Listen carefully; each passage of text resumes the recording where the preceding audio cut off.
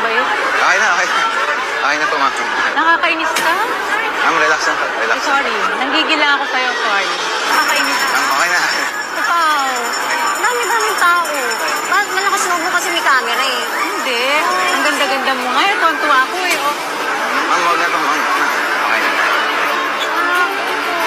Kasi kung makatawad naman, parang wala na kaming kikitain eh. Kompleto na ako. Huwag mo naman ako ihasalin. Huwag mo naman ako... Hinihirapan ako. Hinihirapan niya ako. 63 na ako. Pasensya na. Ano lang nabunot? Hindi, natutuwa lang ako. Ang ganda ng hirap. Kanina pa siya sa akin. Ma'am, pasensya na Ang po. ganda, 63 na ako. 190 lang. Pasensya na po, pasensya. Pasensya na po.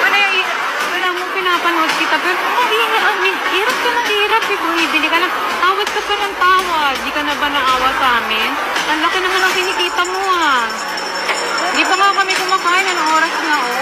Pasensya na po, ma'am. Wala naman kami alam doon sa anong budget. Kung gusto naman sa may pinapanood kita. Ako 90. Pinapanood din kita. Pasensya na po. Ang bastos mo. Lahat yung ikakat mo. Yung pagkuha na lang ng damit, yun na lang. Ako na po humingi ng pasensya. Pasensya na po. Pero relax lang po tayo, ma'am. Ako, baka ma-high blood pa po kayo. Ano, huwag na po, huwag na po. Upo po muna kayo, ma'am. Hindi, okay na. Hindi ko na alam. Ganda pa naman.